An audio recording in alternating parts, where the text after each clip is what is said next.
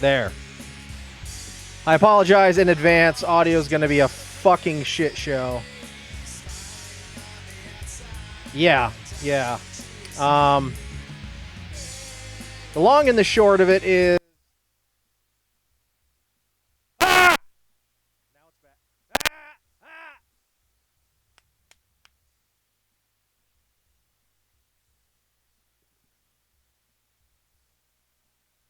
Volume! Volume! Volume! Volume!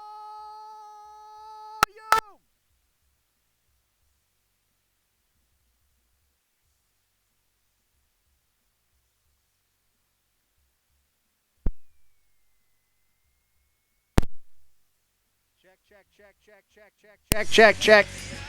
Yeah, it is not reliable. Yeah, my good old trusty Firewire mixer is not cooperating. And yeah, audio's probably going to be a little shit tonight.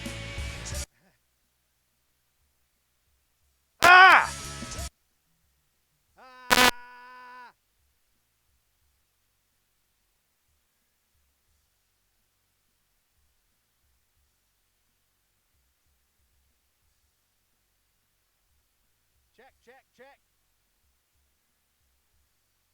Hello!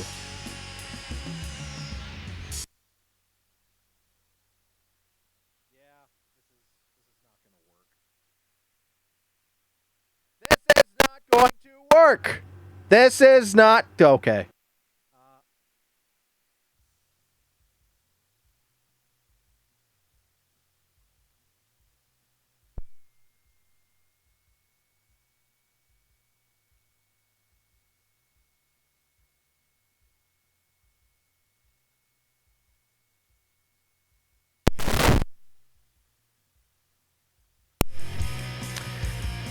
Check. All right. Well, while you're able to hear me, my mixer is on the fritz. This is a Relic Multi-Mix 16 Firewire board, vintage 2005, 2006. I'm not using the digital part of it. I'm just using the analog mixing capabilities of it. And once before in its history, I've had to break it open because it was a victim of the capacitor plague of the early aughts. I'm sure CB Geek remembers that, and maybe some other electronically minded folks of us will. But I cracked it open, replaced a blown cap, and it came back to life. I'm not sure if this is the same issue. The issue before, when I replaced the cap, was just it was really loud and really staticky. But this is just, it's fritzing out, as far as I can tell, just in the left channel, but it's taken almost everything else with it. So, not good. It seems like... And there it goes. Can you hear me if I do this? I don't think you can.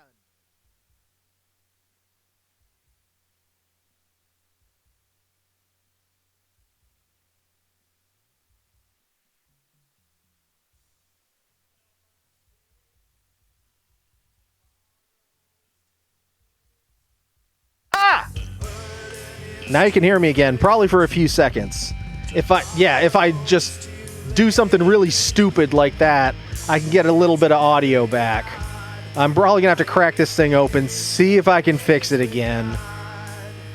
Or more realistically, I have to update my damn mixer. I don't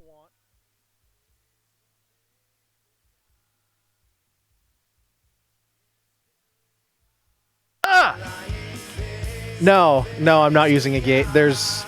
The only thing built into this that I'm actually using is the digital reverb for the crisp mic. But that's not turned on my main channel, and it shouldn't be cutting everything out.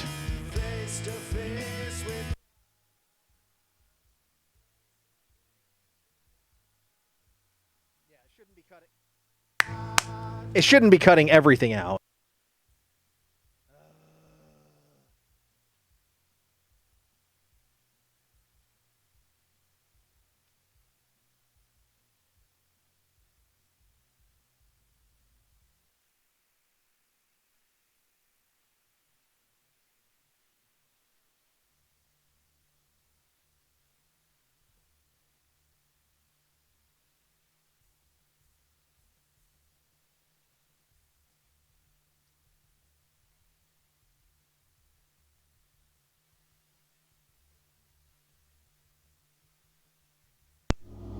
Well, we can always do this. I'm sure you can hear that. I'm sure it sounds like trash. And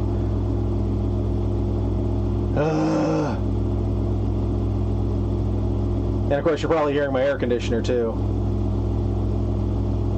Ooh, webcam mic. Is it that obvious? Is it that bad?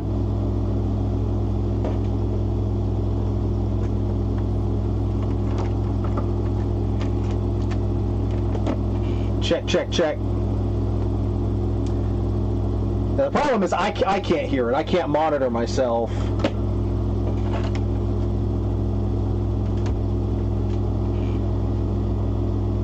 I mean, I can still kind of hear. Waddy's notebook mic sounds better. It's better than no audio.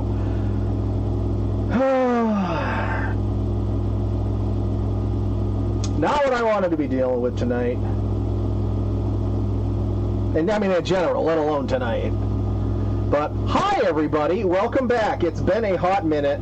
Hold on, I'm getting a message from Tompus, who I'm supposed to pick up at the airport tonight.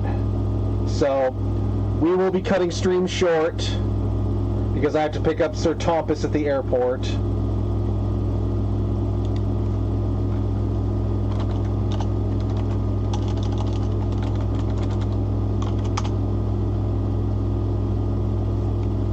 Just making sure. Hi, Dr. Eric!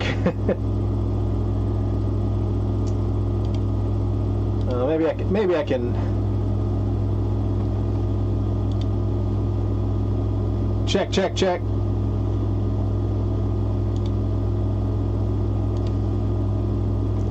Oh, I guess that's already got stuff on it.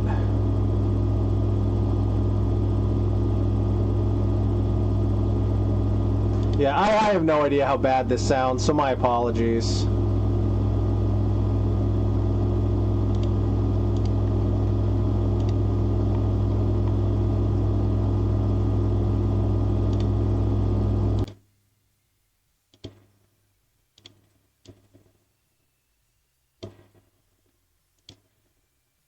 Alright, how about that? I don't know if that's going to be any better, but...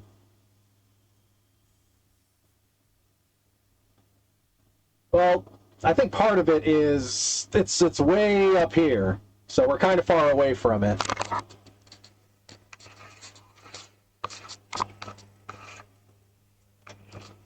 don't know how much slack I've got on this bitch.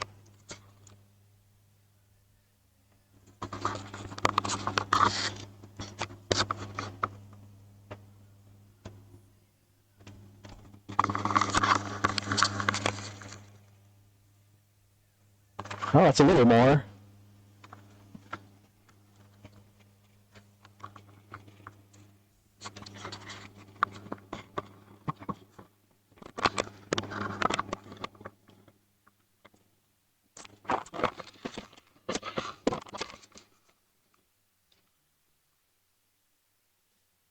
That's what I have to do. Is put it up here. I should be a little better. Unfortunately, we have just unlocked a case of silver here. If you pick the source, still, it's one of yours.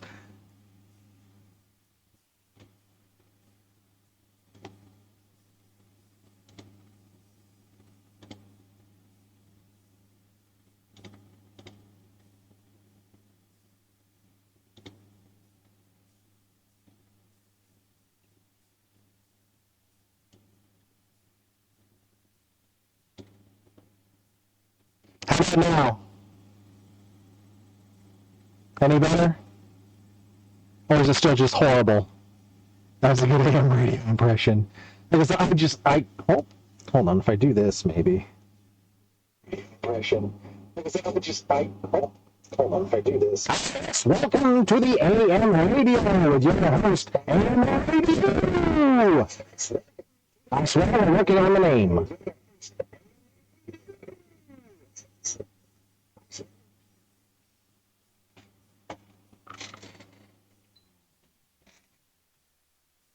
How about now? If I just turn my AC off, is that any better? How about now? If I just turn my AC off. Oh, that's loud as shit. All right, if we back it up, and maybe if I talk a little quieter, maybe.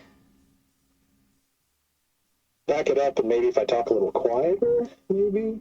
It's so boxy.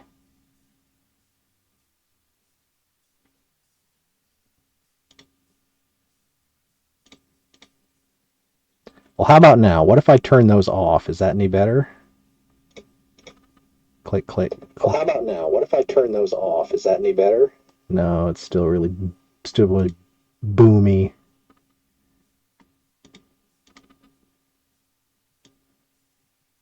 That back 10 to 1. If we cut the gain a little, will that help? If we cut the gain a little, will that help? Maybe. Cut the gain a little, will that help? Maybe. All right, we're pulling 10 dBs off the top, and the limiter's turned off. Actually, no, if we cut that down, maybe that'll help too. It's turned off. Actually, no, if we cut that down, maybe that'll help too. All right. Well, you're going to keep me posted. Let me know how this works. I think it sounds a little better. And we're still set up for some good old-fashioned Leviathan horrors here. So, ah ha ha ha. Well, this is not what I was expecting to have to deal with today. But here we are.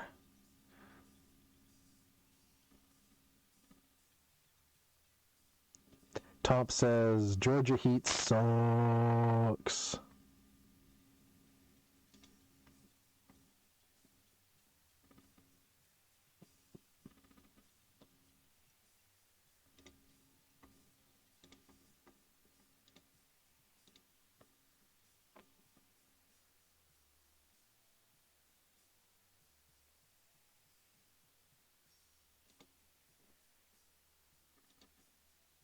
Was it better a minute ago, but did it get worse again?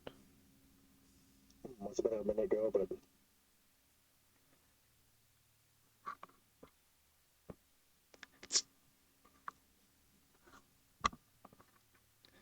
I don't know. I moved the stand a little bit, and I was talking a little quieter, so maybe that had something to do with it.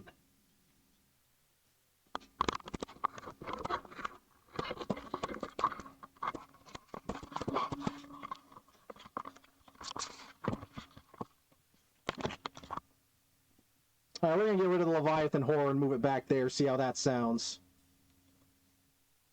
All right, we're gonna get rid of the Leviathan horror and move it back there. See how that sounds. That still sounds terrible.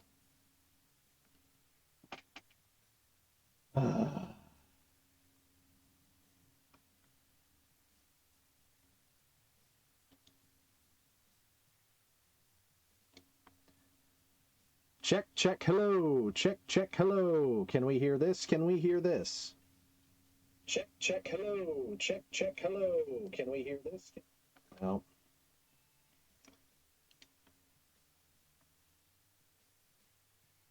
Ah, well. Well, what if we just turn that down instead? Turn down the... just turn that down instead? Maybe even more?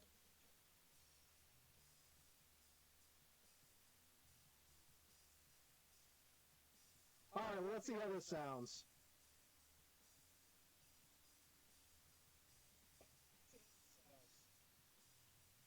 Your boy's too damn loud.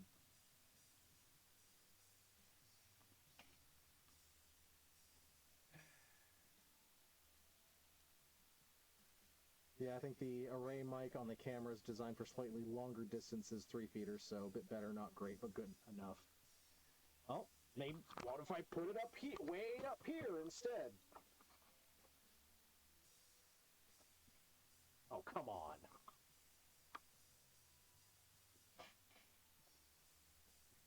Is it any better up there? Way the fuck out of the way?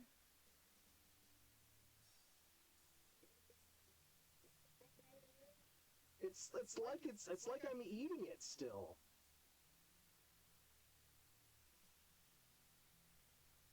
Why 6-year-old friend says, "What in the world are you talking about?" and wanted me to pass that along.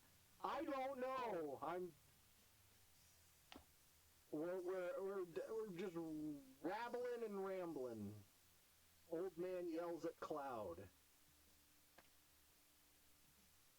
I'm now extremely low. Any better? Yes, no? Hey, I rhymed. I'm now extremely low. Any better? Yes, no? Hey, I rhymed. I'm now extremely low. Any better?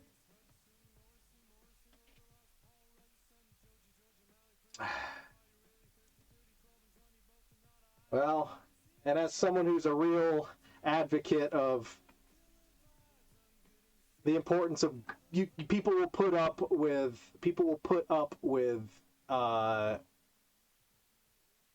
bad video if there's good audio, but if the audio is bad and the video is great, people aren't gonna like it. Dossie's good now. Okay. Well, we'll leave it at that then.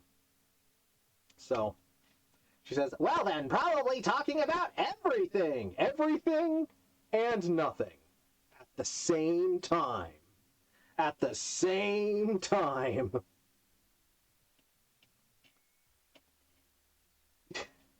Everything, everywhere, all at once. Oh, it's not the start I wanted to have."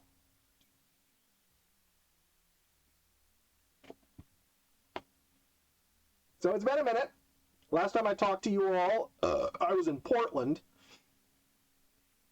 A few things have happened since then. I'm clearly no longer in Portland. I don't know why I'm still talking into this. I guess I have hopes that it'll come back around. But it's not gonna. Unless I yell into it, then we got like a second worth of audio. Well, maybe I'll just do that then. And then just peek one of my ears out so I can hear myself talk. She says, "Well, not all at the same time, but very close together." That is very wise. So, yeah, I'm no longer in Portland. From Portland,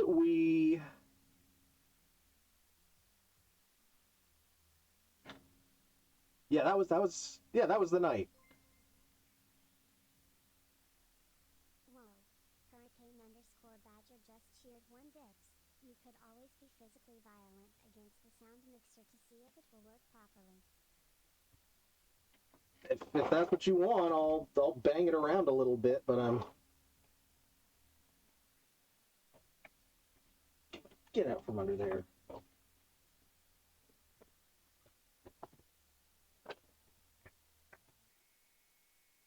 Oh, I found a USB extension. That's a good thing to have.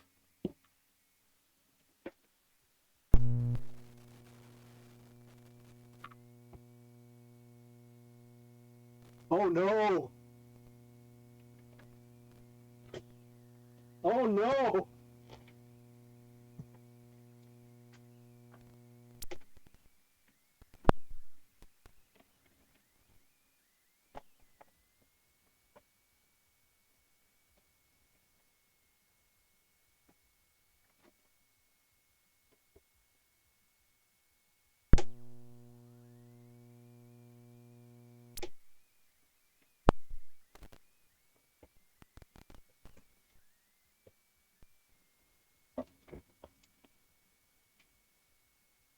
That finished the job.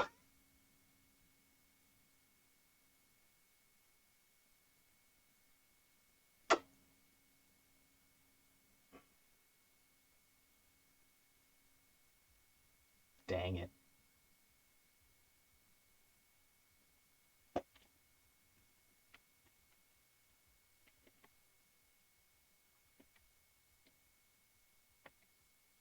Ugh. Yeah, I am an absolute pro, apparently. So, well, if anything, no, I don't blame you, HB. It was HB that said do that, right? It was HB that said that. I don't blame you. You just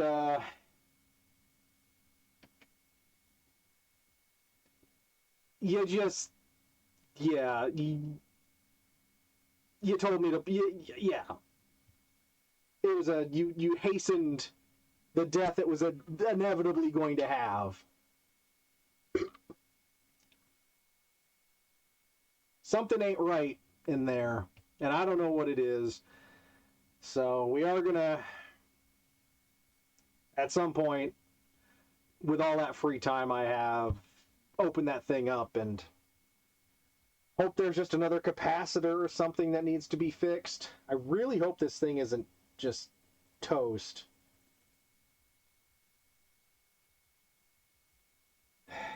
Because everything else that's dying on me lately, I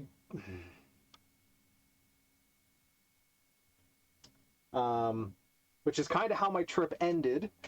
Oh boy. So just trying. Oh, I know, and I appreciate it. And percussive maintenance is usually a good idea. The sound mixer I use most often is located in a rack in my office. The interface is virtual. Not much I can do. Well, I like knobs and sliders and things, and being able to control the crisp mic, which we now no longer have. We now no longer have the crisp mic. Life is wonky sometimes. Absolutely, Seema. Absolutely.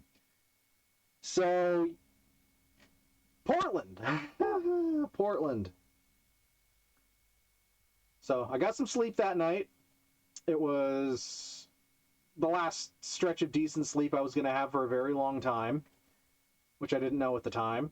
But I got up and checked out of my hotel and headed on over to Voodoo Donuts, as we discussed on stream. And as I'm standing in line, sky opens up, absolute horrific downpour, complete with hail. While I'm standing in line, nowhere near the couple of umbrellas that cover sections of the line. So to say I'm literally drenched is an understatement. And all the wrinkles in my shirt were lined with hail. And as I got to the door, under the umbrella that was in front of me, the sky instantly cleared up. All the clouds went away. It was nothing but blue sky and sunshine. And your boy in a soaking wet flannel shirt. So, just need an XLR USB interface. The OBS mixer interface has actually got good. Well, I have things that I have window shopped for, and I'm not, and I don't know if I'm gonna go, if I'm still gonna go like analog outboard or not. We'll see. We'll see. But I got into Voodoo Donuts, and I got 3 donuts, and they're as big as your face. I got the bacon maple, which I guess is like the one they're most known for. I got the voodoo doll, and I got a limited edition one. Forbidden donut. And I got a limited edition one called All That Raz, which a portion of all the sales of that donut went to benefit some Alzheimer's foundation. So I was like, if I'm going to buy a third one, I might as well buy the one that benefits the charity. So those are the 3 that I got. And then I wandered on down to the waterfront area, which I guess on Saturdays is also a market. So that was pretty cool. There was like farmers market vibe, you know, craft folks and restaurateurs set up, and it was a neat little Vermont-esque vibe there. So I sat on a bench by the water and tried all the donuts. And with the sun having come out and the heat having gone up, as I sat there and tried to awkwardly, like, you know, film and review myself trying these donuts because content, some of them literally melted into my luggage, which was great. Myrtle, no, Portland. When I was in Portland, I don't know what it was called. It's the something Saturday market. But of the 3 donuts,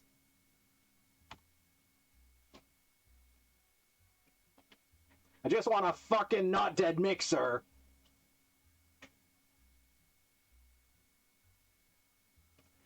Phoenix! It smells like shit.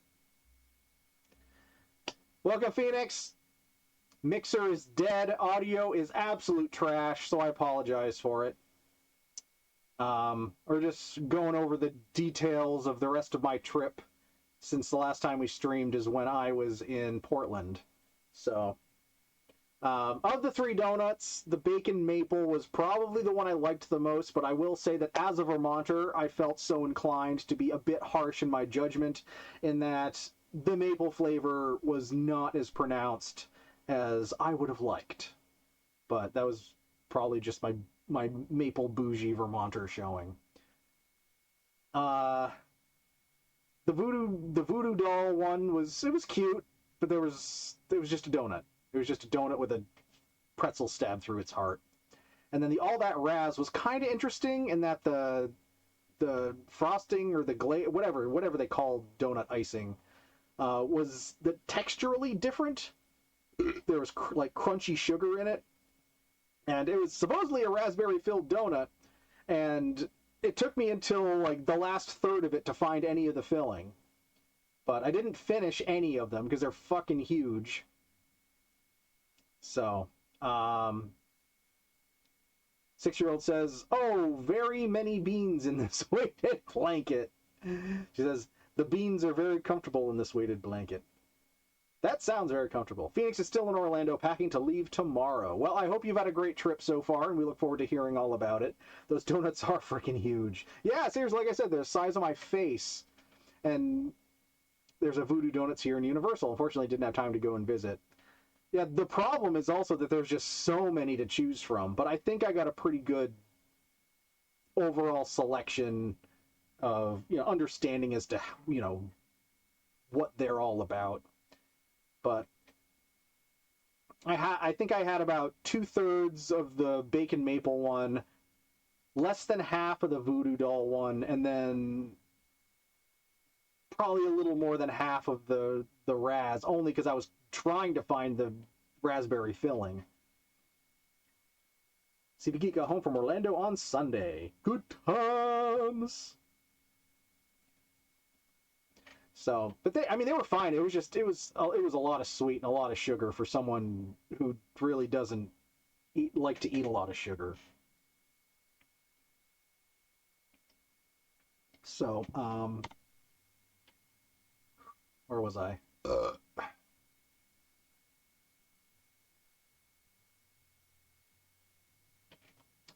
Oh, and out of curiosity, I think with this dead the way it is, you can't hear music if I play it.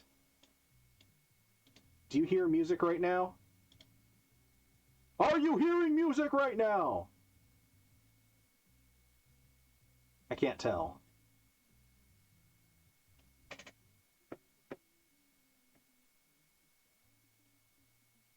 No music. All right, I'm going to just try turning this up a little bit.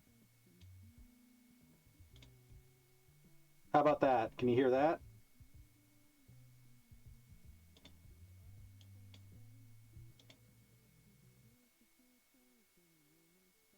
You hear my voice.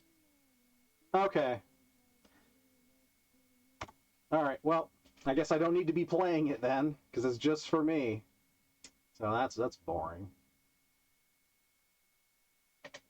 Unless, hold on, maybe I can do something about that.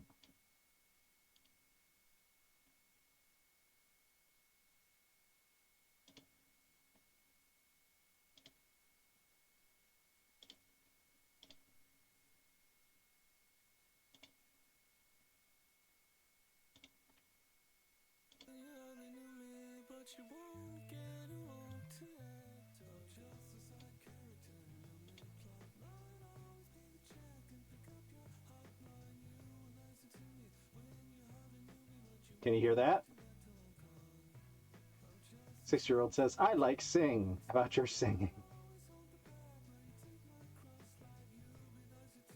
All right. Well, I figured music out at least, and actually, that's thanks to doing my half of my streams now on Mac, because there's features that I haven't even thought to look for here. Anyway, Thursday I'm going to have a just chatting, going over my trip and sharing pictures. Cool.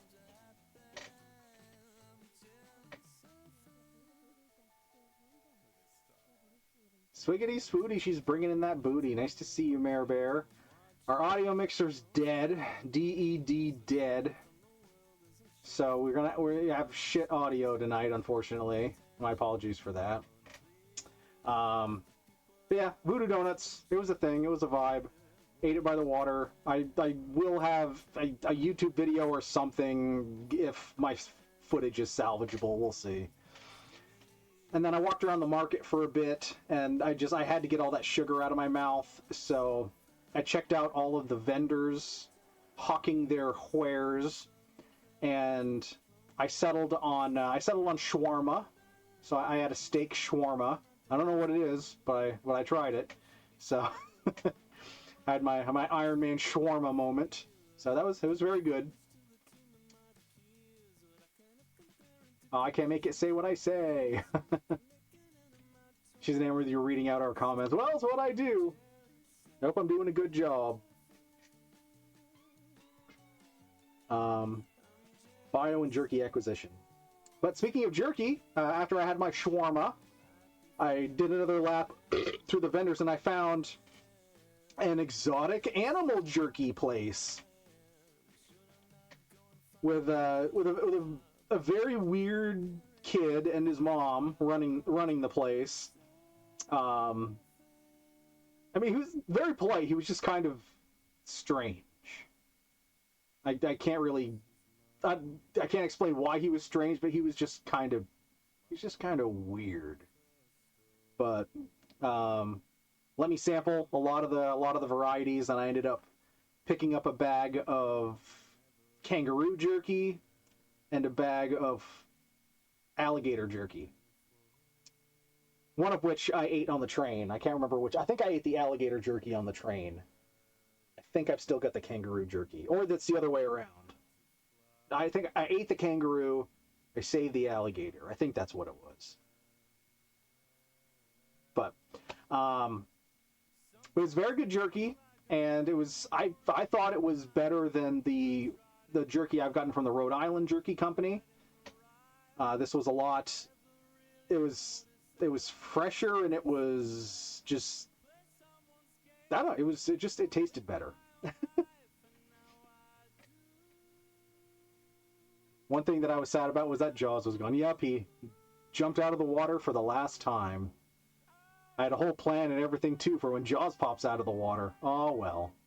Wife bought Korean barbecue jerky. First time trying it. It's just sweet and garlic beef. Tastes like I should be eating it with rice. But yeah, it was good. It was good. And they had like a couple of different deals. There was, you could buy one bag for this price, two bags for like $1.50 off if you were to buy them individually, and then there was like 5 for some other price. And I was like, I'm just gonna buy the 2 because I gotta get on a plane in a few hours, and you know, I'm probably gonna end up eating this now and everything. and Weirdo McWeirdson was, no, these fly just fine. Well, depending on where you're going, they fly just fine. The alligator will be okay, but if you're going to California, they might question the kangaroo. And I was like, I'm flying to California. Nobody said anything. I was fine. But it's just weird that, like, yeah. So, bought those. Then I walked to one end of, like, this waterfront path. I went all the way to one end where there was, like, this, I don't know, I sat down and was just kind of chilling for a bit. And then I was right next to a railroad bridge. And then I saw a freight train coming from across the river to cross the bridge. So I was like, oh, I'm going to get some B-roll footage of this freight train. So I set up on this little concrete pillar and kept thinking, is this enough? Is this enough? Is this enough? I have the entire freight train crossing the river. It took over half an hour. I think I may upload the whole 30+ minute video to YouTube, audio and all, just be like, freight train, like, BNSF train crossing whatever river, Portland, Oregon, and then the date. And just put the whole thing up on YouTube. I'm sure there's train buffs out there that would like it. Because train people are weird. My local Walmart sometimes has Korean barbecue pork bites that are very cheap but really good and tender. Ooh. This is edible, but it misses the salty, smoky mark that I want to hit when I enjoy jerky. This is sweet garlic beef. I won't be ordering it again. Fair enough. Fair enough. So after my half-hour freight train thing, I decided to turn and walk the other way. So I walked past the market again. And then the sky opened up again because it's the Pacific Northwest. But this time, shielding myself with a large piece of sheet metal, I took cover under the largest tree that I could find. And then it passed in a few minutes. And then I saw a riverboat, which reminded me of the riverboat scene from Drop Dead Fred. So I appreciated that. And then it was about 2 hours or so until it was 2 or 3 hours until it was flight time. So I hailed an Uber back to the airport, which was way too expensive, but I was appreciative for it. And got to the airport, got through security real quick. They didn't question my kangaroo. Hashtag Hobo Train. And so I think I explained in the hotel room stream that I hit a snag with my flight to San Francisco, in that the exact flight that I needed, that I knew was there because I was keeping tabs on it for a couple of weeks. Frontier-wise, Frontier canceled all of those flights for everyone except people willing to pay full face value for them just on that day. So I flew United instead for half the price on a flight that I was technically supposed to take all the way to Reno, but you know, that 59-minute connection in San Francisco, I just couldn't make it. So I had to leave the airport in San Francisco. Okay, I gotta go do more sleepover fun things. 6-year-old and I both say bye-bye. Bye, Ronnie! What's the sound of one hand clapping? Might be able to pop in again later. All right, well, we're gonna be ending stream around 11 because I have to go to the airport to pick up Sir Tompington. So, yeah. If you can, great. If not, have fun. My son's zipper caused him to get the full dinner and a movie rub down from TSA's finest. Oh man. Fortunately, I've managed to avoid that each time I go. I think part of it is because I have clear. So in airports that do clear, I can bypass the majority of the line, and they're less inclined to give me the big search because like I'm already somewhat verified. And then I also just there's so little I travel with. Just, you know, it was me, the clothes I was wearing, and my shoulder bag with 3 pairs of socks, 3 pairs of underwear, 3 shirts, a laptop, a couple battery packs, a couple charging wires, and an Amazon Fire Stick, and a Verizon mini hotspot from my office, so I could have Wi-Fi on the train. But yeah, that's literally all I was gone like a week, and that was all I had on. That was all I had. But it worked. I made it work. I went through that treatment the last time I was in Orlando. Ugh. Where were we? Oh yeah, so I got into San Francisco, and this was a later flight than the Frontier one I wanted to take. So I was originally, if that Frontier flight had gone through, I would have gotten into San Francisco at like 7 p.m., which is not bad. Because I had to take this United flight, I got into San Francisco around about midnight. So, got in. It took like 45 minutes to an hour to actually get and secure an Uber to my hotel, with like the first 2 rejecting it. Probably because the ride was like going from San Francisco, cutting through Oakland to Emeryville. Like it wasn't a short trip. It was really, at that time of night, that was my only way to get there. So that also was not a cheap Uber. And that was the little sliver of San Francisco that I got this entire trip, which was less than 8 hours. and what I could see from the freeway at night of San Francisco. So I didn't give them a hard time. They were thorough but professional. I'm sure they don't want to be doing. Yeah, exactly. If I was quite, I got the gloved, I need to touch someplace on you. I was like, it's your job, do it, man. I only got the TSA pat down once, and that was when I was leaving LA because the dumb body scanner detected something that wasn't there. Yeah, I've had that happen, but it hasn't resulted in like a full, let me check inside your asshole search. It was just like no, there's something there. I need to poke it with my gloved hand. But I get to my hotel, and it's a bit sketchier of a hotel than I had wanted, but I picked it purely based on price and proximity to the train station. So, I mean, there was people having what appeared to be a domestic between the lobby and the entrance, and yeah, it was just kind of, and everything was a little dirty, and it's like, well, at that point, I was like, I'm here for 6 hours.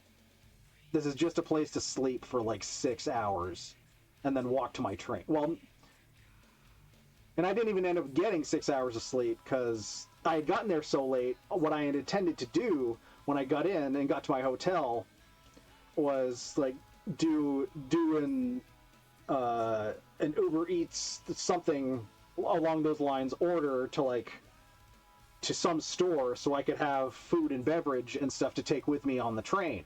But it was so late when I got in that just wasn't really an option anymore. So I got maybe 4 hours of sleep, and then I got up like at 6 a.m. My train was 8:25, was scheduled for 8:25, and poked around on Google Maps and found a couple relatively close by gas stations, and it was like, okay, I'm going to cut some of my losses here. If I can get a couple of drinks a couple of energy drinks, and like maybe a 12-pack of Thodev at this gas station, I'll just eat the microwave train food. Like, whatever at this point, whatever. So I go to the gas station, and I get a bit of a win, because they not only did they have a pretty decent selection of energy drinks, they had what I still refer to as the absolute best flavor of Rockstar to ever exist, which is the Rockstar strawberry, mango, guava, tangerine, which is just mwah, top tier. So I got a couple cans of those, and then they only had like turtle strangling 6-packs of other soda. They didn't have like a 12-pack of anything with a go handle. It was just, you know, the turtle strangling 6-packs. So I got 2 of those to make up a 12-pack, and got it put into the weakest paper bag in the history of mankind, and then sort of like did the underarm carry and sort of resting it on my shoulder bag. So, but yeah, and then made my way over to the train station, and I was there about 45 minutes before the train was scheduled to come. And then about 45 minutes later, they came out and they broke us up into groups, and then they told us, once we were in groups, they're like, okay, now walk that way down the track and keep walking until you see whatever letter they gave the groups. And then we got there, and then stood and stood and stood another 45 minutes. And this was the first stop, mind you. This was the train's first stop of the journey, and it was 45 minutes late. So it finally arrives, and then out steps the conductor, who looks like he walked straight out of Full Metal Jacket. Gunnery Sergeant Hartman himself was our conductor. Well, yeah, the actor's dead, but like, if they did you know, an A&E biography on him, then the conductor on this train could play the part. And probably the worst, and then it's probably the worst part of the whole train trip is before they let anybody on the train. Like, they had the group of us coach passengers are like, who here is traveling with someone? Like, what is the size of your group? And then grouped off, like, turned the big group into smaller groups. And then it came down to, like, the 6 or 7 or 8 of us that were just solo travelers. And then it's like, okay, of the rest of you, you need to pick a buddy that you are going to ride with until one of you gets off this train. And by process of elimination, like, the guy I got put with was also riding the train to Chicago. And with how they did this, we were the only ones both going to Chicago, and we got paired together in a seat so that when people left and people had, you know, individual seats, especially these overnight sections, people got to spread out and sleep. But we couldn't, and we were not allowed to move. Even though for both of these nights, there's about 50% free space in this car. They would not let us move. These were our seats. This is where we had to stay. So, because of that, the 58-hour train journey or so, I maybe got 3 hours of sleep through that whole 58 hours. Maybe. But that was the only downside. That first day and a half, the part of the run from San Francisco to Denver was like incredible. I was just in my seat with my eyes glued out the window, just watching the scenery, the landscape, geology and the geography. Everything about it was just amazing. The second half from Denver to Chicago was corn. I hope you like corn. You're not a rat. No, that's literally all it was. It was flat and it was corn. So they had both kinds.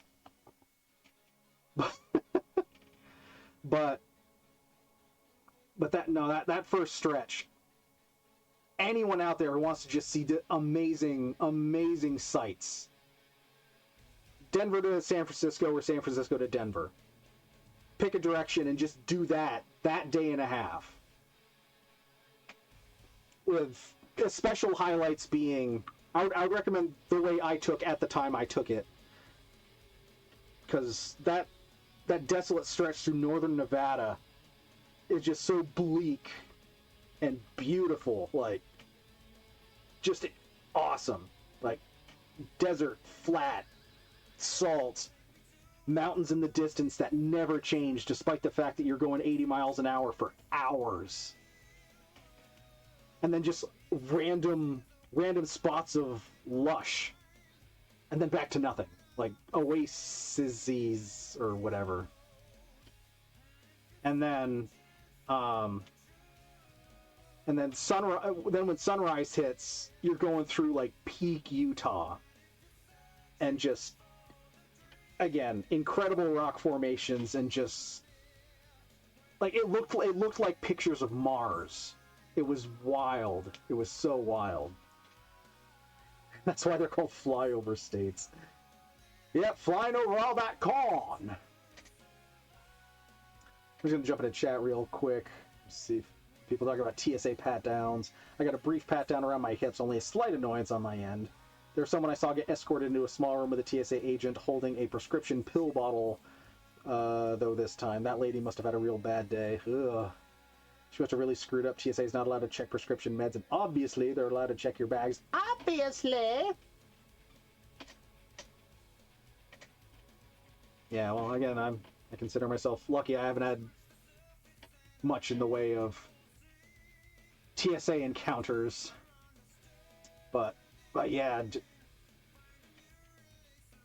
that stretch through Nevada, that's what I keep coming back to in my mind, is that was my favorite section, which is, it seems weird because there was like there was nothing there, but that's, I don't know, there's some, maybe that's why I liked it. It was just as far as you could see. It was just with like little points of mountains, and regardless of the direction you looked, that's what it looked like.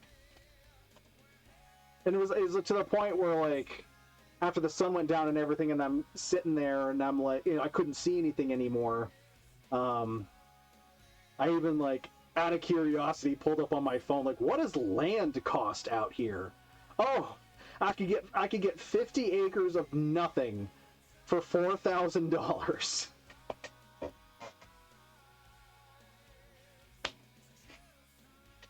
But it's beautiful. I recommend anybody take that stretch, if you're so inclined. Yeah. But besides that, and the inability to sleep, the one real bonus was that essentially the entirety of the trip that wasn't spent trying to sleep, the guy that I was sat with otherwise spent his entire trip in the observation car, and I actually didn't even go there once. I had to walk through it to get to the cafe car, but I had no desire to sit out there. Not that, there would have been more to see. It was so damn loud. There were so many people in there, and it was just a roar. But back in my seat, like, people just weren't talking. It was quiet. It was a lot more peaceful, and I could just sit and look out. It was the same looking out my window as it was the big ones in the observation car. So that worked out for me. I got to stay in my seat and just see the sights, and it was nice. Got off a few times for fresh air breaks. One thing though, rolling into Utah, and then the train went right around and like along the southern stretch of Salt Lake, like the lake. Something my sister mentioned years and years ago that I had forgotten about until that moment was how much the lake stinks. And we're there riding along the lake, and I'm just like, what is that smell? It's horrible. It was like sewage and the bad side of the beach that nobody goes to. But because there's poop there, it smelled so bad. And I in that moment remembered, oh yeah, she said the lake stinks, and when the wind changes direction, you have to cover your nose sometimes, because she lived in Salt Lake for years. And I'm like, oh my god, this is horrible. But fortunately, where the train station is, it's a bit away from the lake, and when I got out for the fresh air, there was actually fresh air. We didn't smell the stank of the lake. But like the tracks literally, like, it was dark at that point, but I would push my face against the window to block out the ambient light, and I could see the water itself, and it was like, you know, right up to where the tracks were. So we were like going right along the lake, and boy, it stinks.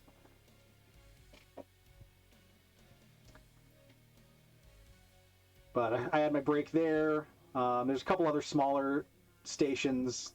That first morning, we had a stop. I can't remember where it was, but Amtrak specifically set up a little convenience store inside this station, and for folks to, like, all right, this is a fresh air stop. If you hurry, there's a store there, but you have to hurry because we're not going to hold the train for you. So I was like, I need more drinks. I'm just going to go for it. I did so. Spent $4.25 on a 1-liter bottle of Diet Coke. They really got you by the balls there.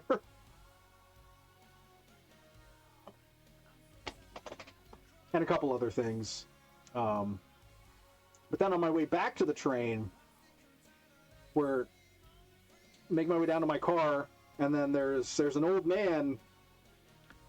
There's like a pretty big step down onto a step and then onto the platform. Old man's on the step trying to step up into the train, loses his grip and falls off the train back to the concrete, just lands on his back. And I'm right here, like 3-4 steps away. I drop my bag of everything that I just bought, rush over and like, are you okay, sir? And the conductor's there as well, and when we're convinced he's at least all right in that moment, we carefully help him to his feet and help him get back up into the train. Taking a heroic moment away from a Mennonite man who was standing about 30 feet away, who was also rushing over in the hubbub, but we got him up and everything before the Amish man could get there. Also, another thing about, I think it was Mennonite, a specific Mennonite man.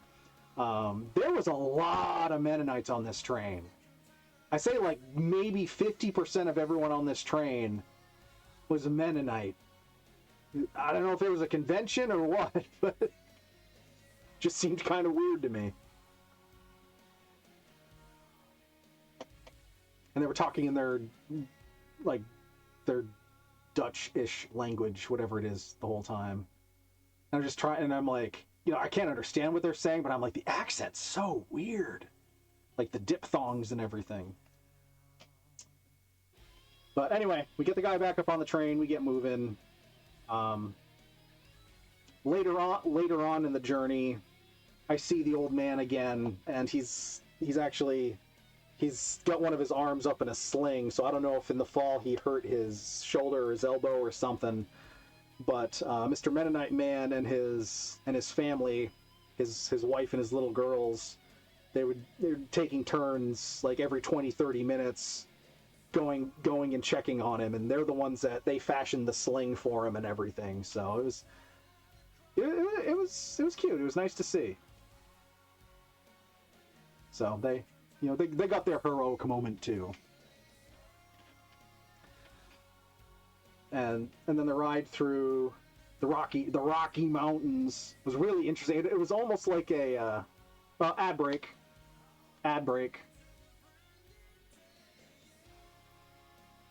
20 seconds. Ad break. I'll finish my soda so you don't miss anything.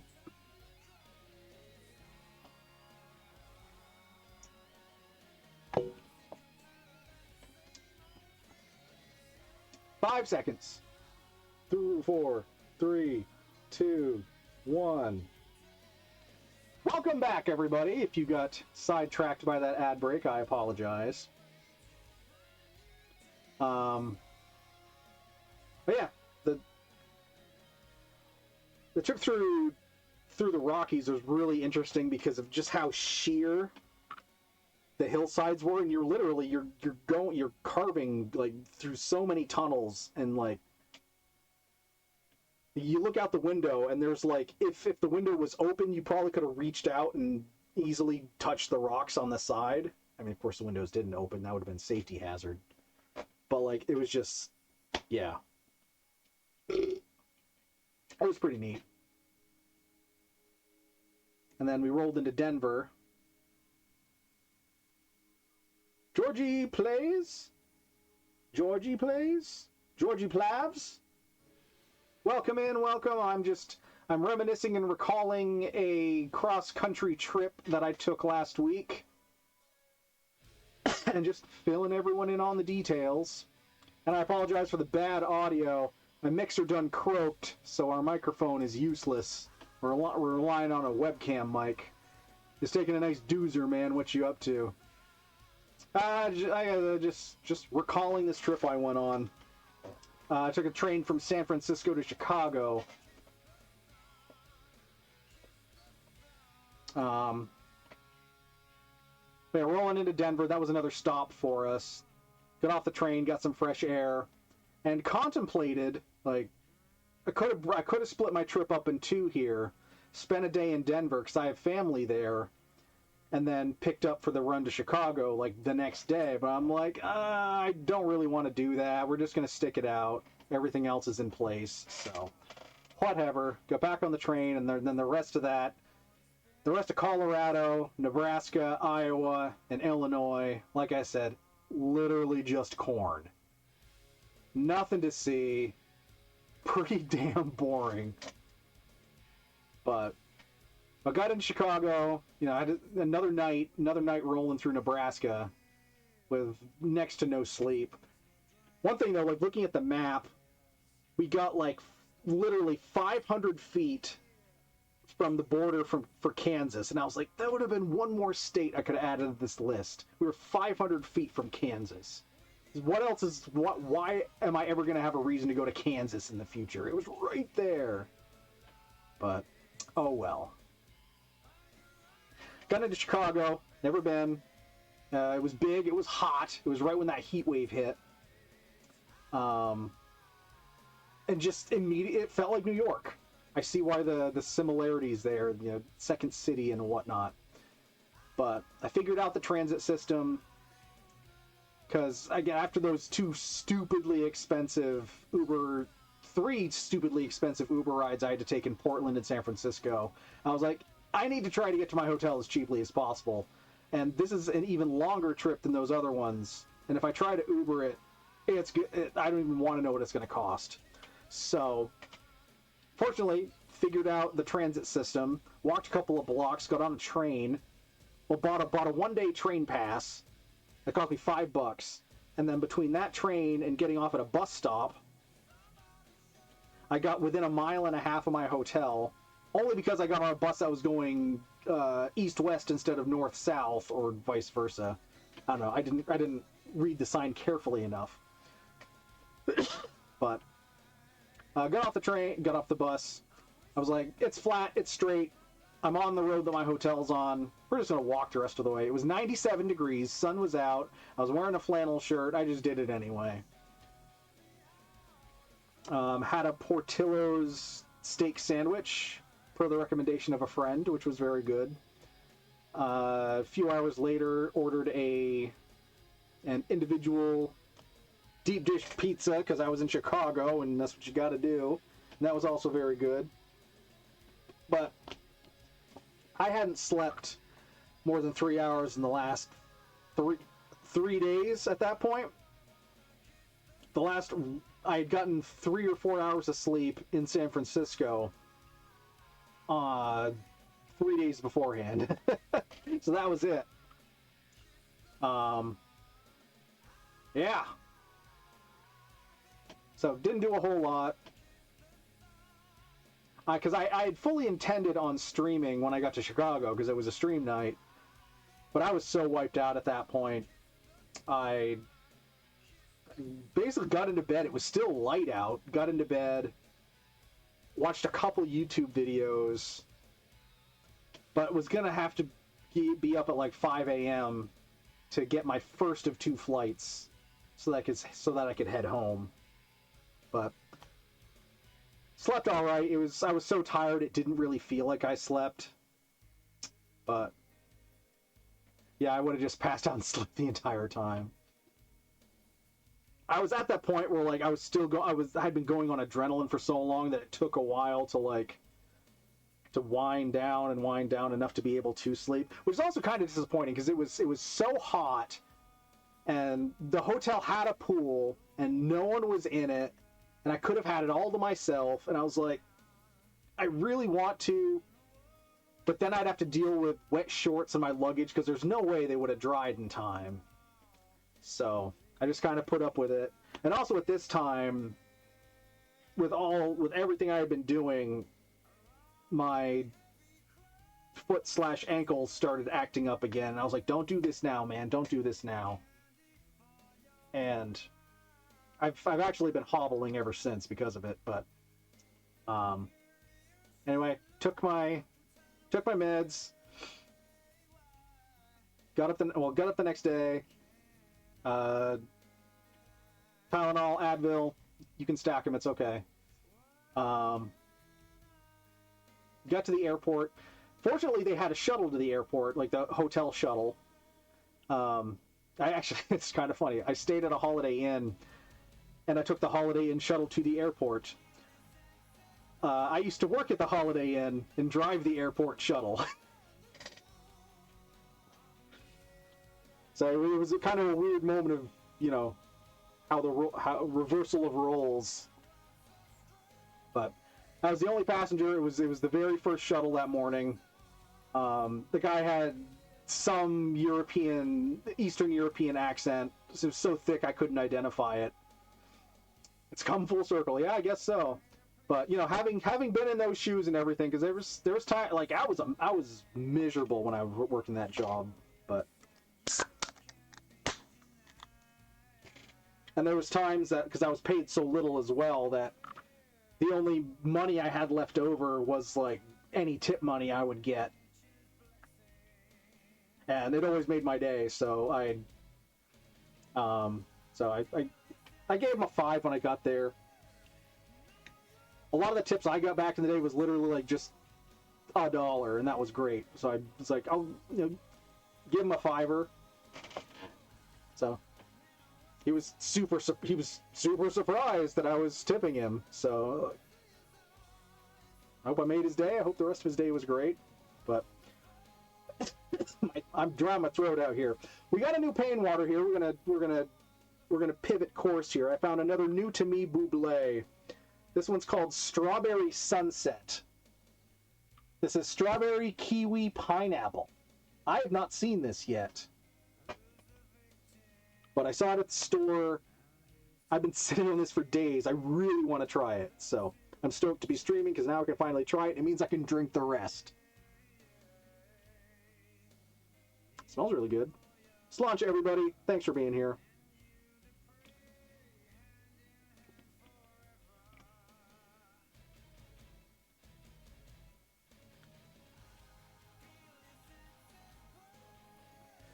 It's very tropical and kind of reminiscent of that Rockstar I really like. It's probably because of the strawberry. Strawberry, kiwi, pineapple. Yeah, fruit salady.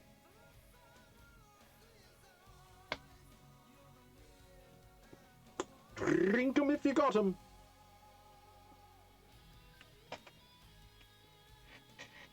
Anyway, so this is the last day of the trip. I get to the airport, and this is O'Hare. I've never been to O'Hare, never flown out of O'Hare, did not know what to expect.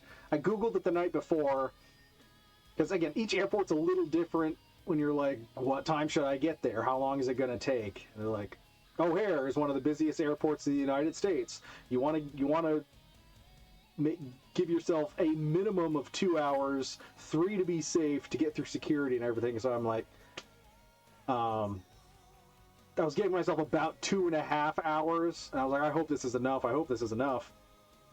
So I get to the airport. I'm flying Spirit this time. It's my first time ever flying Spirit. The airport that comes with free fist fights, apparently. I didn't see a fist fight, but I get there, 0 line at security at all. It was literally the fastest I have ever gotten to my terminal at an airport, ever. And it was fucking Chicago O'Hare.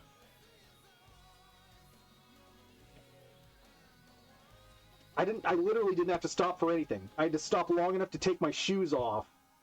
And it was straight through, shoes back on, 12 minutes. I checked the time when I got out of the shuttle, and then when I got to my gate in the terminal, 12 minutes. So I had a little bit of time to just to sit and relax once I got in there. There wasn't a whole lot on offer in my terminal. I didn't feel like going somewhere else because I was already there. So there was a McDonald's there, so I got myself a McDonald's breakfast and paid the most I've ever paid for a bottle of water, which was $11 for a bottle of water, only because I wanted the bottle so I could refill it. Fucking $11 for a bottle of water. Can you believe that? Fuck. We went via Breeze. It was pretty fast. They've just started servicing Burlington, and they fly to 2 of the places that I can fly via Frontier. So probably the next time I fly out of somewhere, I'm gonna breeze to it's either to Tampa or Orlando, and then I can take a Frontier flight somewhere else. Not that there was anything wrong with driving to Hartford to fly out, but it still meant, having to start my travel day 4 hours ahead of time instead of just hopping a flight here and not having to worry about it. But so anyway, we get onto the old Spirit flight, and I have an itch in my nose. I apologize. Get onto the plane. Everything's fine. It's really no different. I mean, if you've been on one low-cost carrier, you've been on them all. Got from Chicago to Myrtle Beach without issue. It was fine. We actually got there we got there a little early. Had to walk all of 2 gates to my next gate for my next flight. But the connection was quick. It was only like a 90-minute connection, so it was fine. I did walk from one end of the terminal to the other just to stretch my legs and see what was there, but there was nothing interesting. I think there was a Bigot chicken there, which of course I wasn't going to buy anything from. But otherwise, it was also like 11 in the morning at that point, and I had just eaten breakfast, so I was like, there's no need for me to do anything or buy anything. So, got myself a seat at the gate. Crystal Lamp coming on in. Woo! Woo! Woo! Welcome in, Lamp. I apologize for the shit audio, but our mixer done died, like completely. It was on its last legs. Then HB, who is not to blame here, HB suggested I try some percussive maintenance, and I did, and it immediately died. So we're having to deal with a webcam microphone just to get through this stream. Howdy, Lamp. How's things with you? For a fucking bottle of water? Yeah. $11. $11 for a bottle of water. Thanks a lot, Chicago O'Hare. But I got the bottle. I got to refill it. I got to hydrate, because I figured that was also part of my problem is I let myself get dehydrated. Because that's also something that can trigger my joint pain, is getting too dehydrated. So, but we got on the flight from Myrtle Beach to Hartford, and on this flight I got sat next to two kids. Like it was weird. And I was in the aisle seat, and there's two kids next to me, and their parents behind them. I mean, the kids were fine. In all honesty, they were fine. They were well behaved, but it was just, I don't know. It was weird to me. Like, here I'm sitting in this row with two kids who are like less than 7 years old or so. I don't know. It was just weird to me. As opposed to like one of them changing with their parents. I don't know. Got to turn in. Have a good night. All right, Phoenix. Thanks for popping in. Nice to see you. Have a good night. But anyway, we get to Hartford. Everything's fine. Head outside. Heat of 1,000 suns. It was peak of this heat wave. It was 97 degrees. I take the shuttle over to the economy lot that I parked in, and gave this shuttle driver a $5 as well, who was also super surprised and happy for it. And had to wait 10 minutes. I open the door, roll down the windows, open the sunroof, and had to wait almost 10 minutes for enough of the heat to get out of my car to where I could actually, my skin could touch the leather on the seats. But I put my stuff down. I pulled out my sleeveless shirt, changed my shirt there in the parking lot, gave everyone a free show. And then found a mile from that parking lot, there's a Taco Bell. So I went to the Taco Bell and got a big Cheez-It Crunch Wrap, because I was there, and a blast, and then headed for home. And my plan was leave the airport and get to rehearsal roughly in time for it to start. But as I'm driving, the heat, coupled with so many days of really just no sleep, was catching up with me really, really fast. To the point where, I'm going up 91. I think I'm in Vermont at this point, and I'm just I'm having to fight for my life against, the nods and the micro naps and drifting into the rumble strips and everything. It was bad. It was bad. So I'm doing everything I can, to stay alert, stay focused. And I'm like, this is just not, I can't go do a rehearsal and then drive home after dark. It's just not going to happen. So I just straight past the exit, drove all the way home, sent a message. Sorry, it's just, no. I needed to get home while it was still light. I am far too tired. And then, so I sent that message, and then I sent another message to my boss. I was like, hey, I survived my trip. I know I said I'll be back in the office tomorrow, but I've slept 3 hours in the last 4 to 5 days, and I think I'm just gonna sleep. I think I'm just gonna sleep. and that was like 7 p.m. at that point. So put my stuff. Well, I walked in the house, put my shit down, came into my room, got into bed, and I was out for the next 15 and a half hours. Straight, solid 15 and a half hours. I woke up at like close to noon the next day. Something like that. I don't know, 11:30 or noon, somewhere in there. But I guess I needed it. So had that day off to just kind of try to rest and recharge, and then Friday was my work from home day, so but that was it kind of worked because I caught up on the sleep, but then at that point my foot/ankle's like, okay, we're gonna go now. And it's been an absolute bitch ever since. It was like hurting way up into my ankle and everything, but now it's kind of localized to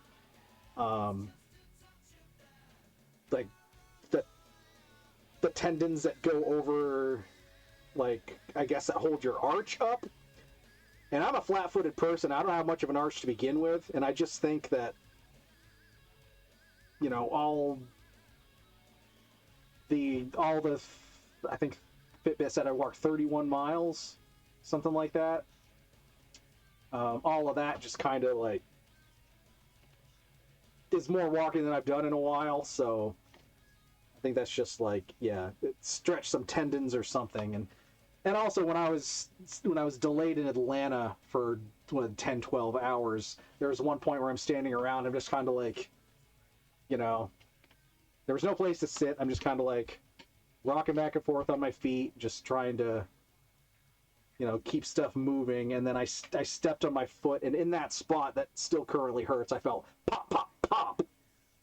So I don't know. I buggered something up. But it's a little better now. Started hurting really bad yesterday. I've done 2 rehearsals on it so far, and it hasn't been great. But I'm doing my best. We're back to the grindstone now, and all told, it's kind of surreal just thinking that I actually went out and did all that, because it's at that point post-trip where you're like, it kind of seems like it was all just a dream, especially since I didn't sleep much. But one downside to all this is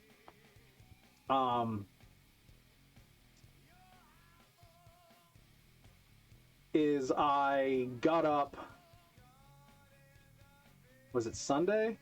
I don't know, it was a couple of days ago. I woke up to a message from my cousin Rachel in Colorado. It was a group text to me and another one of my cousins and my siblings, telling us that that our Aunt Holly, who was my dad's last surviving sister, had passed away Friday night at 10:24 Denver time. And she was the one who I was like, maybe I'll cut my train, maybe I'll put a day in my train trip, get off in Denver, and go say hey. And I was like, well, maybe not. So she was who I was going to step off the train and say hey to. So, yeah. So never going to get that chance again. I last saw her when she came out in 2021, when we had the whirlwind weekend of memorial services for my mom and my dad, and she came out for those, and that was the last time I saw her, last time I talked to her. And that trip was kind of hard on her.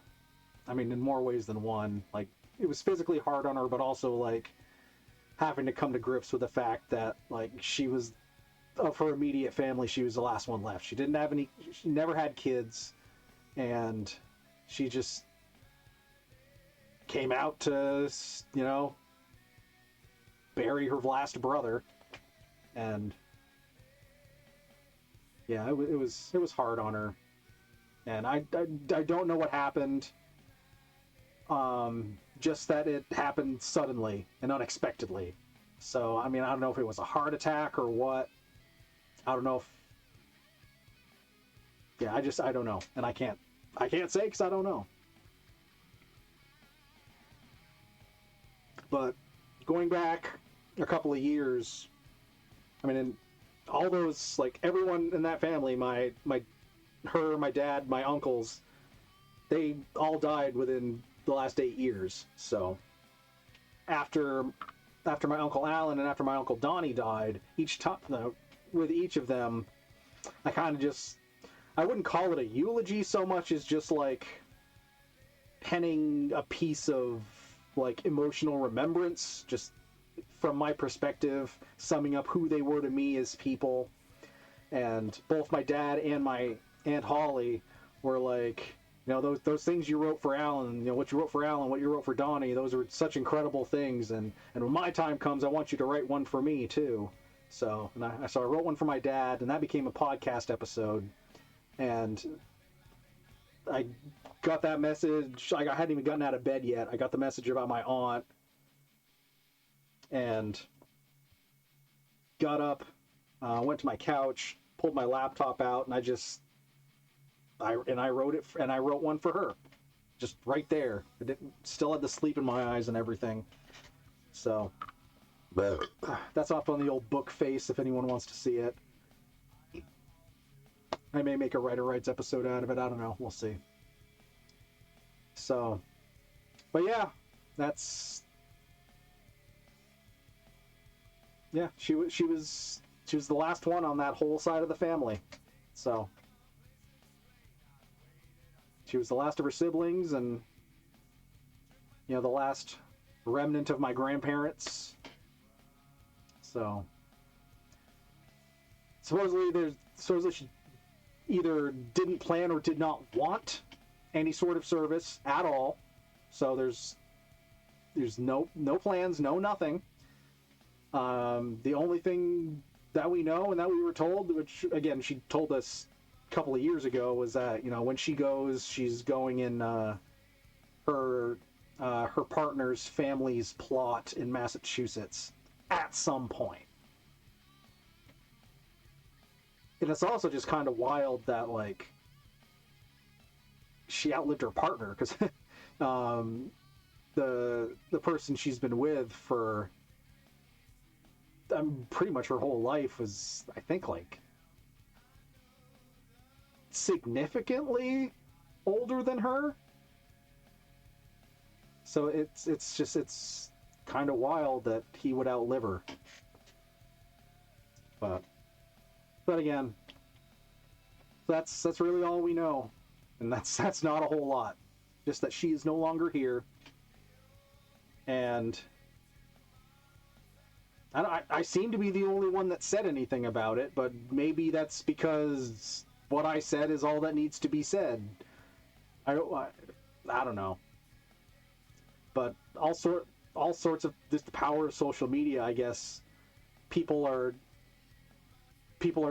sharing and finding, and that's how they're finding out about her and everything. And I've had a few people reach out to me being like, "Oh, we were friends in high school. You know, what happened?" And it's like, "Hi, I don't know. Sorry." So, but despite her not wanting like a funeral, a memorial service, or anything like that, part of me thinks maybe, like, if we could,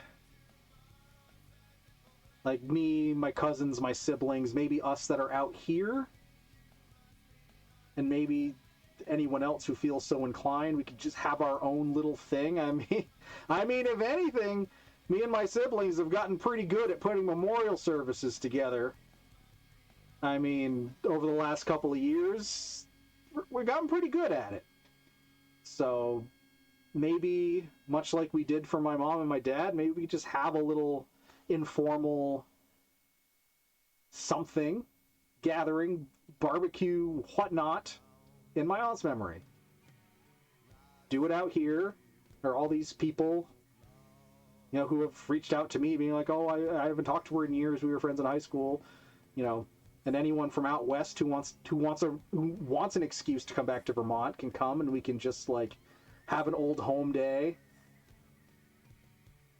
barbecue potluck or something, and just hang out together. That's devastating. I'm so sorry. Yeah, I know. It's sorry for your loss. Oh, thank you, Seema.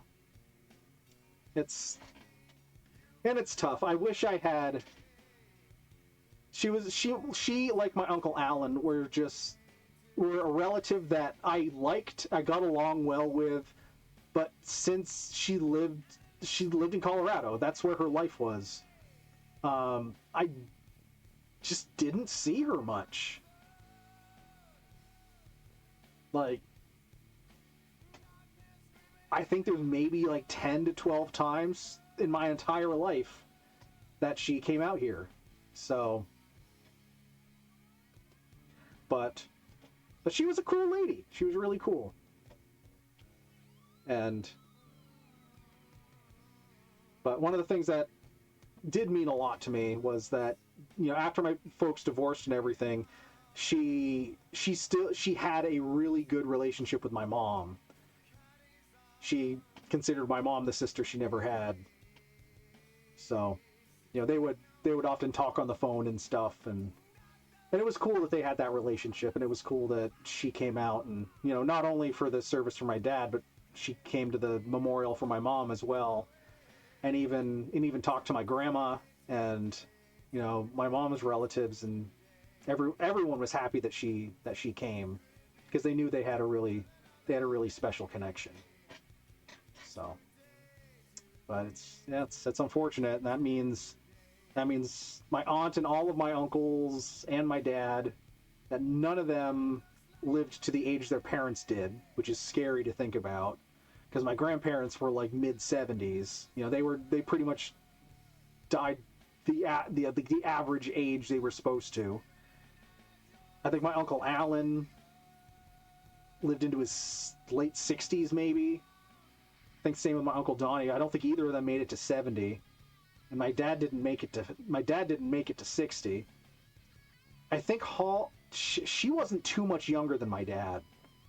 There was only I think there was 2 years maybe between them. Could have been like a year and a half. She was born pretty quickly after my dad was. So my dad made it to 59. So I think she made it to 60, but barely. I'm not sure. But it's unfortunate, and it's sad. And just a lot of loss. It's a lot of loss.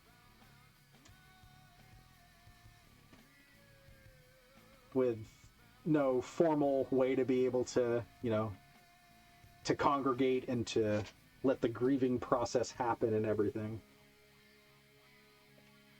But that's her wishes. That's her wishes. But that doesn't mean we can't have our own. But we may not. I'll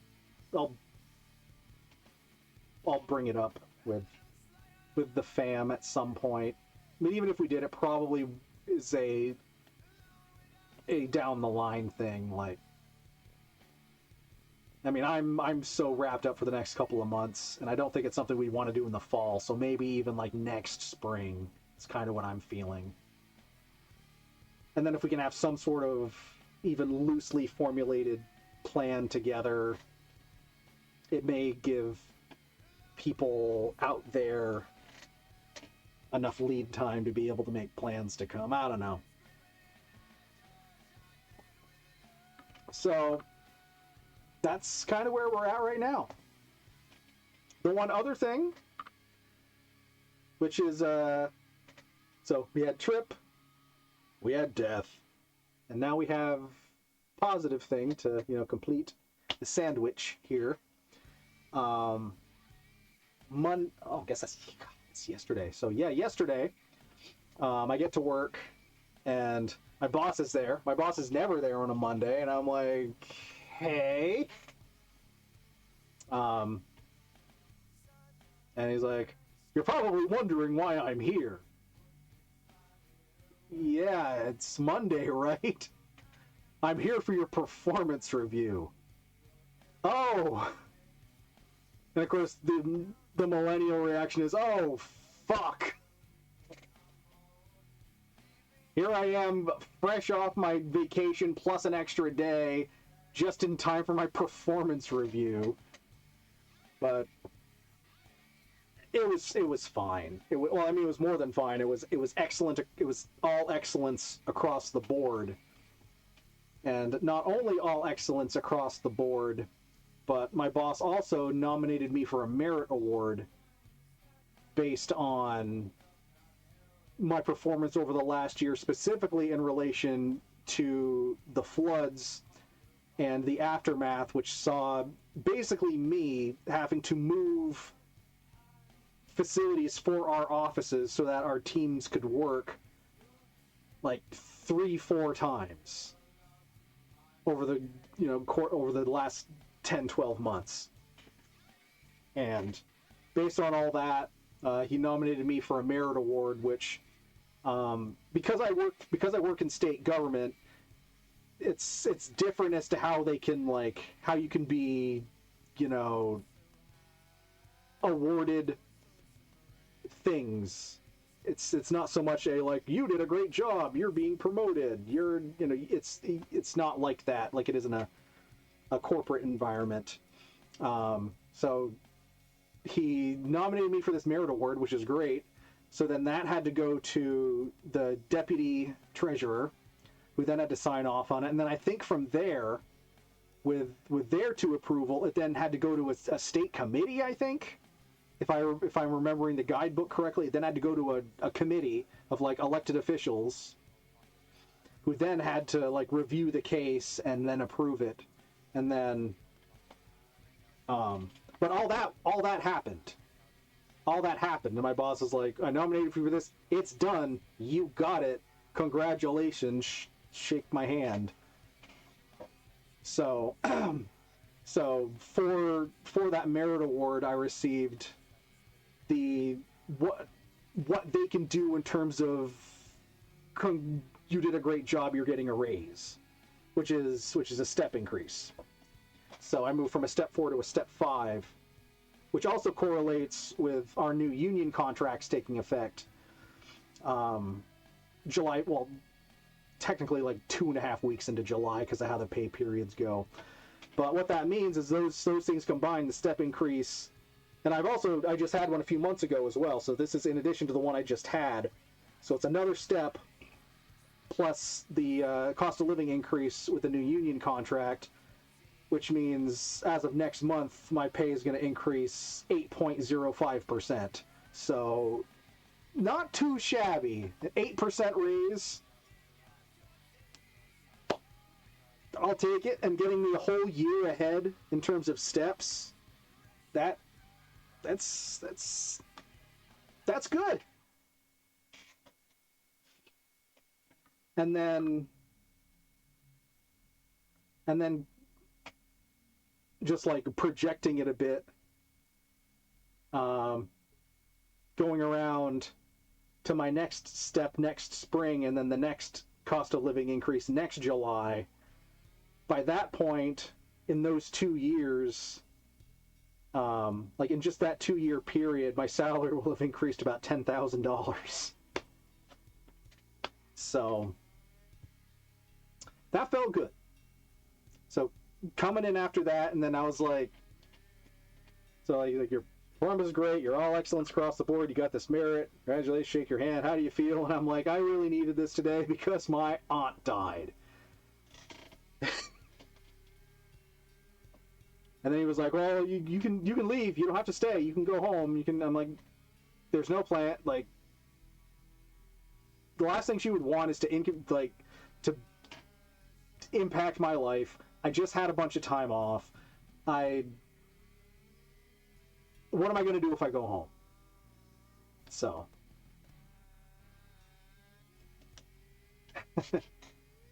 You will be evaluated, lol. Way to go! Thanks, Seema. Congratulations! God damn, that's a hell of an increase. I mean, that's like a bunch. That's a bunch of little things in like a 2-year span. So, but it does add up, and that's again much needed. With the Prius to the point that I'm not going to fix it anymore, and now my damn mixer shitting out and all this other stuff. I'm like, and with my lot rent here increasing, with the property taxes increasing 14%, and all this other stuff, it's like, needed that little W. So I'm now starting to begrudgingly look around and try to find another cheap beater that I can replace the Prius with. Yeah. And these increases will help defray that cost, because as much as I don't want to have 2 car payments at the same time, it's going to be a necessary evil at this point. But I'm going to see if I can find something that's like sub $10,000 that I can just put miles on. You know, like maybe 3-4 years, and then maybe get something newer and nicer. We'll see, though. We'll see. I've done a lot of babbling here. And we have about 15 minutes to go before I gotta peace on out to go pick up Sir Tompington at the airport.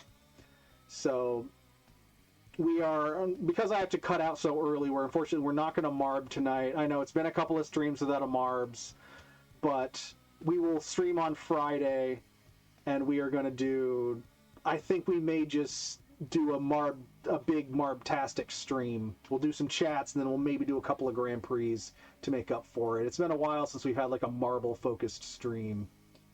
Just get a horse. Those get some decent miles. Yeah, but then there's a problem of poop and food.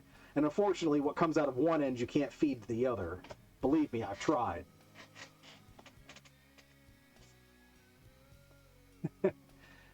Yeah, so unfortunately no Marbs tonight, just like there was no Marbs in Portland, but we will make up for it on Friday.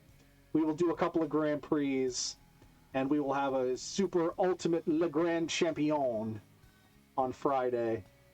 That will be the only game we play on Friday. We'll have our chats and everything, and we'll play Marbs.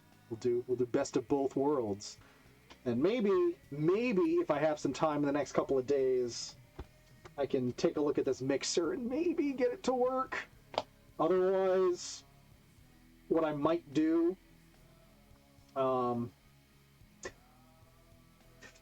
got my old Tascam multi-track behemoth recorder thing that I've used as an interface in the past, and it's on that shelf back there. I may just blow the dust off that and wire that up to be our audio interface for the short term. Maybe try to figure out something with the effects loop to bring back the crisp mic. Put 3 rounds in it and call it a day. All right. But yeah, I started poking around some used car sites today, just seeing what's out there. There are options that are in the minimum like 35 mpg ballpark I'm looking for. Sub $10,000 price point I'm looking for. So OBS supports VST plugins. You can do whatever you want. But I've also something that you all can't have, and I don't think I've ever seen. Down here on the floor underneath my desk, I've got a full guitar pedal board. I've used it once or twice when I've done music streams, but there's no saying I couldn't just run the effects loop down through this, and then I could put some real wacky effects on our crisp mic. and just trigger them with my feet. I'm doing it right now. You can't see it, but I am.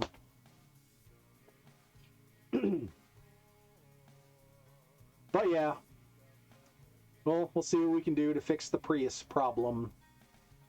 I saw a Miata on Facebook Marketplace yesterday for $5K. Seems to be well-maintained, 30 mpg. Well, okay, so what I'm looking for, I want something that is like 35 mpg minimum. Because again, this has to be a commuter. I'm going to put a shitload of miles on this. At least like 35 mpg. And something that has a decent cargo area to it, so I can haul equipment, which is what I've used my Prius for years. I've kept the back seats down, and I've used it to haul equipment. I also have a mattress back there. Should I need to sleep in my car? So that's, I mean, those are kind of the variables there that I'm looking at. There's a place nearby that has a couple Impreza wagons. I was looking at those around the 9K mark, and they have manual transmissions. So that's not on the list, but that'd be pretty great because Genesis is a manual, and I'm a boy that loves to shift his cars. So you can have space for activities, or whatever the movie quote is. There's so much more room for activities. Ooh, sleep in your car. I'm picking up what you're putting down. If this car's a rockin', don't come a knockin'. The old shaggin' wagon. No, it's more along the lines of like, not to the extent of like YouTuber car camping, but like to have the ability to do that, especially like on a performance night when I have shows the next day. If I could just like stay at the theater and camp in my car in the parking lot and not have to drive 2 hours just to be back there the next day, it's kind of tempting, but we'll see. But the big thing is like a cargo area, but like the Impreza wagon would fit the bill for that. I've also seen a couple of Honda Fits, which again much smaller than an Impreza wagon, but because they're taller, like the cargo volume is pretty big. So we'll see. And again, that's around like the 8 to 10K. I don't want to go above that because I want something that I can pay off quickly. Drop a Power Wheels drivetrain into a sweet conversion van and paint that shit 70s style. I mean, I've looked at a few minivans too, because I know you can haul shit in there, but like, I don't think I saw a minivan that got above 25 mpg, and 25 mpg is what my Genesis does, and I gotta do better than that, because it's too damn expensive. With the 100-mile commute I do every day, it is too damn expensive. So like, it's 35 at a minimum. I have seen some other Priuses in this same ballpark, but like with what I went through with the battery on mine, that's not a risk I want to take. To have to go through the battery thing again. Get you some blast processing. Genesis does what Nintendo don't.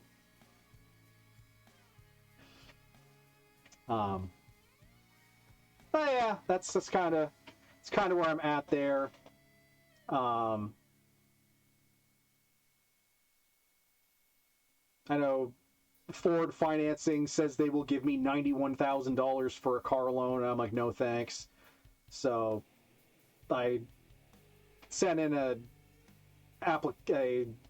pre-approval request to my credit union today to see what they'll do. But I mean, 10K, and that's not big. So I don't think it'll be a problem. Just a matter of finding the right one. But like an Impreza wagon with a manual transmission with like about 100,000 miles on it. If I could get another 100,000 miles out of it, 3-4 years, then get something better, why not?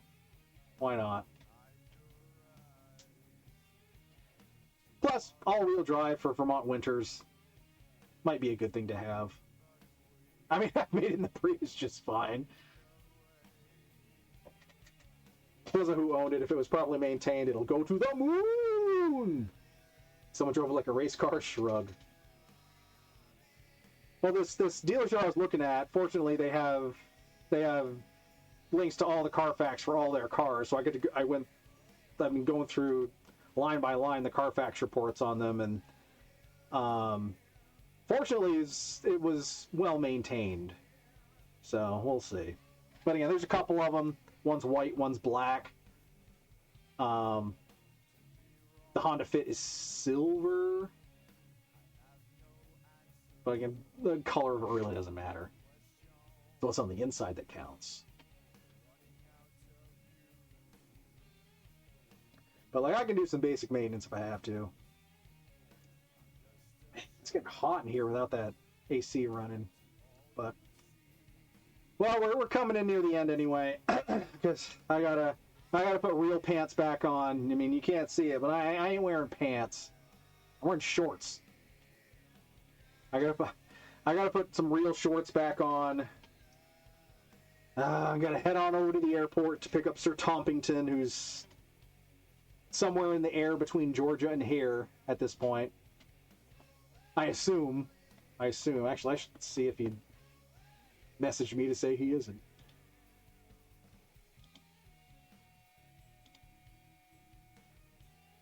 Active an hour ago. Georgia heat sucks. All right. Well, not a conventional stream, but 100K Impreza will likely need a new head gasket. They like to burn oil, and assume you'll need a new clutch at least right out of the gate, and a brake job. One of them at least had a brake job done. So there's that at least, but that's good to know for the other stuff.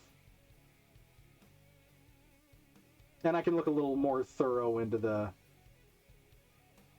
what work has actually been done. But yeah, I'm not just going to be like, oh, that looks good, grab. I am far too cheap and far too paranoid about spending my own money to just do that. Like, it's to a fault sometimes. If I'm buying something for someone else, I am much less inclined to worry. But like, if it's me buying something for me, then it can become the end of the world at times, with how much I worry and fret about every little bit of it being right. Thanks, Eric. See you all on Friday. Yes, we will see you all then. We just hit the 2-hour mark, so yeah, we're about ready to peace out here.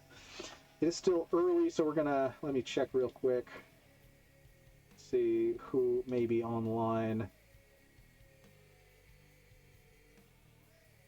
No, but I gotta go. I can't hang out. Dang it. All right. Yeah. Unfortunately, because I gotta get to the airport. I don't like to raid and run, so we will raid out on Friday. I pinky swear and promise. And presents are solid, but there are specific smallish maintenance items that you should just assume you need to do. Lots of rides like that with medium-high miles. And CVT sucked. Yeah, that's kind of why I want one with a manual transmission. All these things I'm seeing with CVT, I'm like, ugh. Prius had a CVT, and I don't like it. My CVT is fine. All right, everybody. I'm sweating my ass off. Oh, look at me, glistening. I like CVT. Yeah, Team Manual for life. Team Manuel for life. It's never required maintenance, but 0 to 60 is about 30 seconds. Oofs. Big oofs. But yeah, and as I continue looking around and everything, I'll give you all updates on where I'm at on the car front. But currently, there's this handful of Subarus and 1 or 2 Honda Fits that I'm looking at. But we'll see what the bank says, and we'll see where we go from there. But have a good night, everybody. So long. Yep, we'll get there. Yes, thank you everyone for popping in. Thanks for listening to me rabble about my trip. It was beautiful. I have a lot of footage from it. I'm going to put a video together. I'll share that when it's all done. And thank you for your condolences for my aunt. She will be missed. She was a wonderful lady. Gone way too soon, just like everyone else on my dad's side of the family. So, gonna head on over to the airport and pick up Sir Tompington. Anya May! Hi, Anya May! Oh, I appreciate that, Anya May. We're, yeah, it's tough. But, you know, what can you do? What can you do? It's the circle of life. And my mixer's dead. So our only mic is a camera overhead. That's why everything sounds shit right now. So I apologize for that, but like I said, we will be back on Friday. We're going to do chats and we're going to do just Marbs on Friday. So we're going to do probably 3 good Grand Prix there on Friday. So I hope you all come back and we will see you then. It's good to see your face. Thank you. I made it. Yeah, I made it back from my trip safe and sound. Yeah, we're having a Marb Friday. I have to leave now because Tom's coming in from the Ninja Worlds North Carolina thing, and I have to pick him up at the airport. So live while you can because others can't, and you won't eventually either. Enjoy your time while you're here. Absolutely. Okay, night night. That's stop talking and go. I didn't want to be rude on you. May just popped in. So all right, everybody. So for real this time. Big hearts. Big hugs, big loves. We'll see you Friday for a Marbtastic stream. And until then, so long and good night. So long and good night. It's not about butthole pleasures. At all. All right.